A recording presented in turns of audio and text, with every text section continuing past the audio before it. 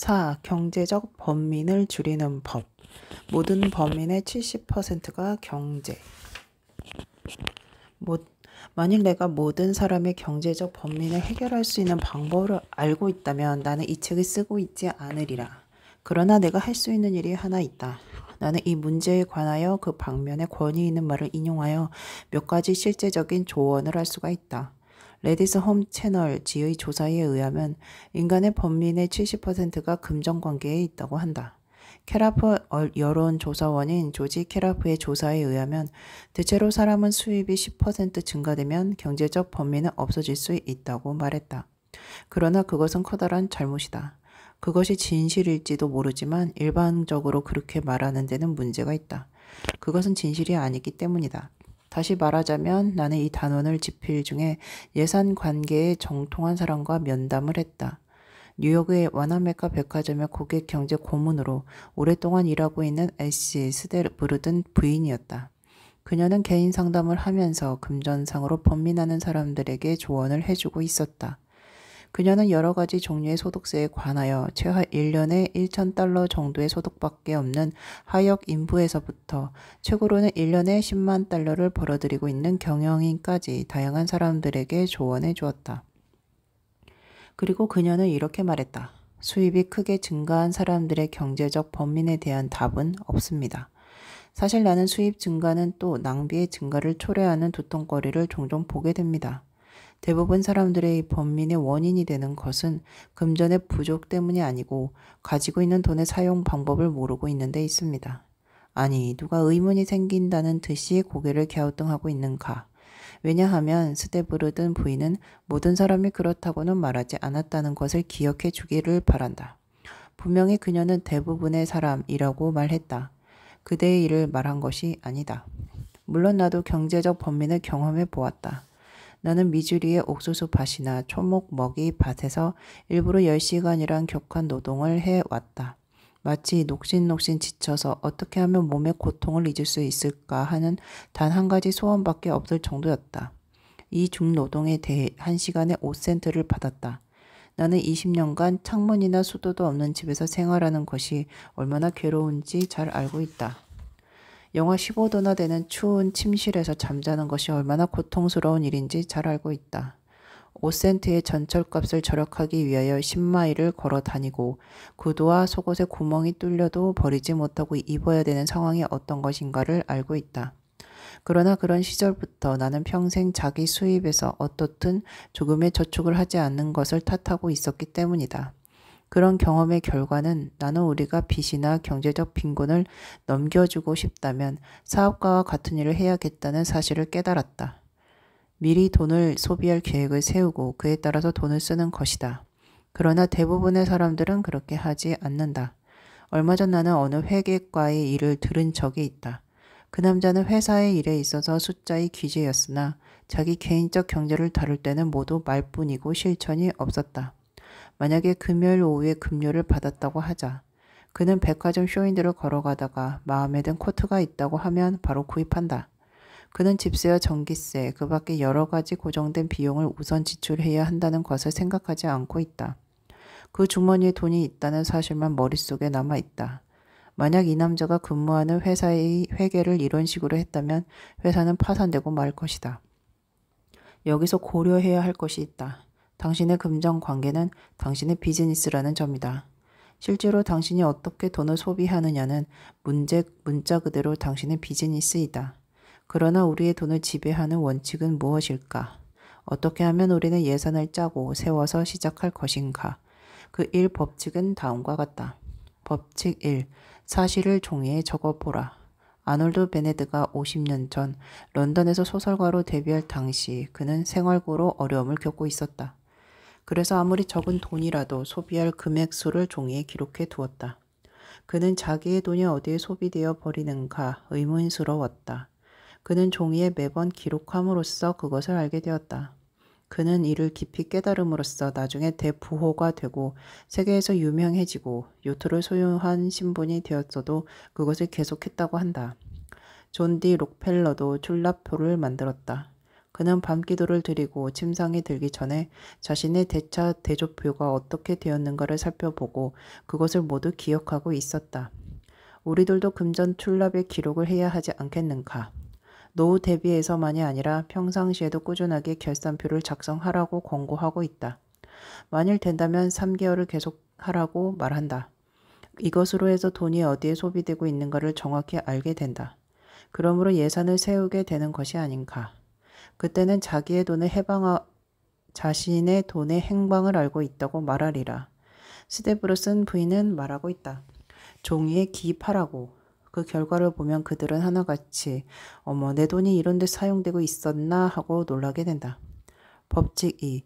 그대에게 필요하고 적합한 예산을 세워라. 스데브루슨 부인은 교회의 같은 주택지에 두 가족이 전부 동일한 집에 기거하고 있었고 아이들 수도 같고 수입도 같은 액수라고 하였다. 하지만 두 집의 예산 집행은 전혀 다르다는 것이다. 예산은 개인적인 습성이라고 한다. 예산은 인간의 생활 중에서 모든 기쁨을 가져다 주는 것이 아니다. 그것은 인간에게 물질적 안정감을 부여해 주는 것뿐이다. 감정적 안정감과 범민에서의 해방을 의미하는 것이다. 예산을 세워서 생활하고 있는 사람들은 한층 행복한 사람들이다라고 스데브루슨 부인이 말하고 있다. 그러나 어떤 방법으로 그것을 실행하고 있는가? 앞에서 서술한 바와 같이 이 모든 지출을 써서 기록해야 한다. 그리고는 전문가의 조언을 구하는 것이다. 워싱턴에 있는 미국 농무성에는 소비에 대한 팸플렛을 내고 있듯이 대도시의 인류 은행에서는 전문가가 있어 상담을 응하고 있다. 2만 명 이상이 거주하는 도시에는 대개 가정복지협회가 있어서 무료로 조언을 해주는 등 예산 작성도 대신 해준다. 이 문제에 관하여 가장 좋은 안내자로서 가정에서의 돈의 융통이라는 책이 있다. 만일 당신이 작은 마을이나 농촌에 거주하고 있으면서 예산을 세우는데 조언자가 필요한 때는 어떻게 합니까? 하고 나는 스데브루슨 부인에게 물었다. 그러자 그녀는 이렇게 대답했다. 그때는 내가 거주하고 있는 지방에서 제일 유력한 신문사에 편지를 내서 예산을 세우기 위한 개인적 지도를 어디에서 구하면 되겠는가 지도를 받습니다. 법칙 3. 돈을 가장 적절하게 사용하는 방법을 배워라. 돈에 대하여 최대의 가치를 갖는 방법을 배우라는 것이다. 모든 큰 회사에는 전문 분야로 구매과가 있어 그들의 회사에 유리한 인출을 하려고 노력하고 있다. 왜 그대로 그대의 재산의 관리인 겸 책임자로서 그와 같은 일을 하지 않는가?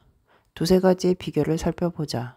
첫째, 워싱턴의 공문서 관리국에 편지를 써서 구매자와 소비자에 대한 주의사항을 기재한 공보의 리스트를 청구하는 것이 좋다. 수수료는 10센트다.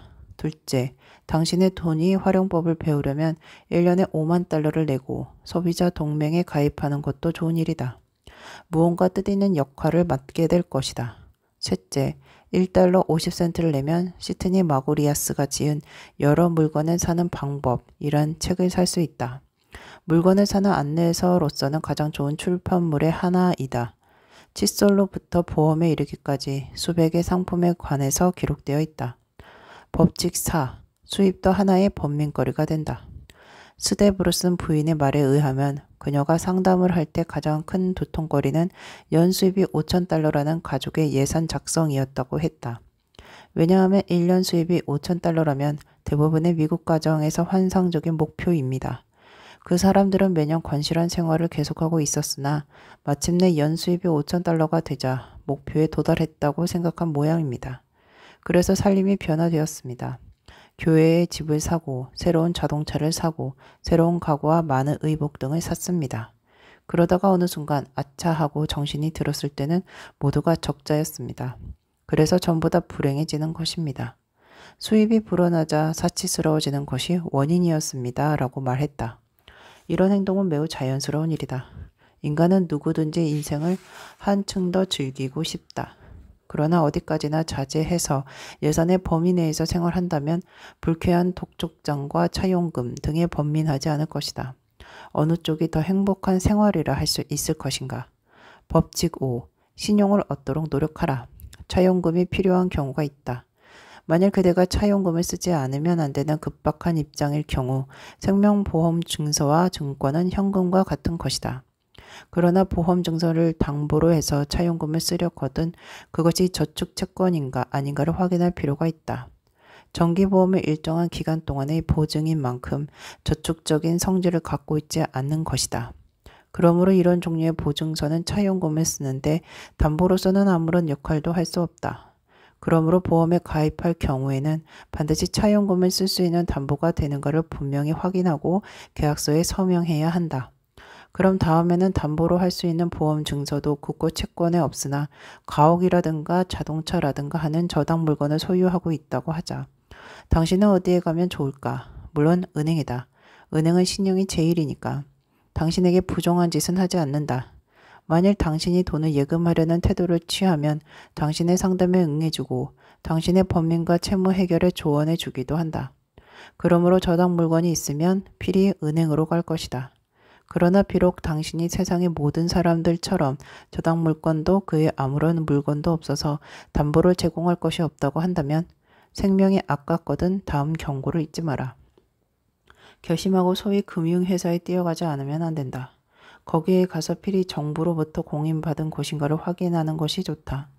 만일 당신이 금융법이 시행되고 있지 않은 지방에 거주하고 있다고 한다면 어느 금융회사에 찾아가기 전에 바로 가까운 은행에 가서 어느 회사가 가장 적합한가 확인할 일이다. 만일 그렇게 하지 않을 때에는 악덕 고리대금 업자의 사슬에 걸려들지도 모르는 일이다. 법칙 6. 질병, 화재, 불의의 사고에 대비하라. 모든 종류의 사고, 불행이나 갑자기 일어나는 일에 대해서 비교적 안심할 수 있는 것은 보험이라 하겠다. 나는 목욕탕에서 얻은 감기에 대해서까지 보험에 가입하라고 하는 것이 아니다. 우리는 언제나 돈이 준비되어 있는 것이 아니다. 그래서 뜻하지 않게 닥치는 커다란 불행에 대해서는 필히 보험에 가입하라고 말하는 것이다. 보험은 확실히 안전하다. 예를 들면 내가 알고 있는 부인이 지난해 병원에 10일간 입원해 있었다. 그녀가 태어나자 뜻밖의 $80의 보험 안내 통지서가 와 있었다. 그녀는 상해보험에 가입되어 있었던 것이다. 법칙 7. 생명보험은 미망인에게 현금으로 일시에 지불하지 못하게 해두어라. 만일 당신이 그대의 유족에 의하여 생명보험에 가입하고 있다면 당신의 보험금이 현금으로 일시에 지불되게 하지 말라는 것이다. 새로운 돈을 수중에 넣은 새로운 미망인에 대해 어떤 일이 일어나리라 생각되는가? 그것은 S. 에바의 부인에게 대답을 들어보기로 하자. 그녀는 뉴욕 보험협회의 부인 부장이었다. 그는 전 미국의 부인구락부에 생명보험금으로 일시에 미망인에게 지불하는 것은 현명한 방법이 아니다. 차라리 그 돈으로 일생을 통하여 수입이 될 수 있는 길을 강구해 주는 것이 옳다고 역설했다. 그녀는 현금으로 $20,000를 받은 어느 미망인의 예를 들고 있다. 그 미망인은 그 돈으로 자식에게 자동차 부속품 판매업을 시켰다. 그런데 사업은 실패로 끝나고 미망인은 공지에 처해 고생하고 있다고 말했다. 또 다른 한 부인은 말 잘하는 부동산 세일즈맨에게 구설로 넘어가서 보험금의 전부를 1년 이내에 필히 값이 오를 땅에 투자하였으나 3년 후에는 상값의 10분의 1의 가치밖에 되지 않았다는 것이다.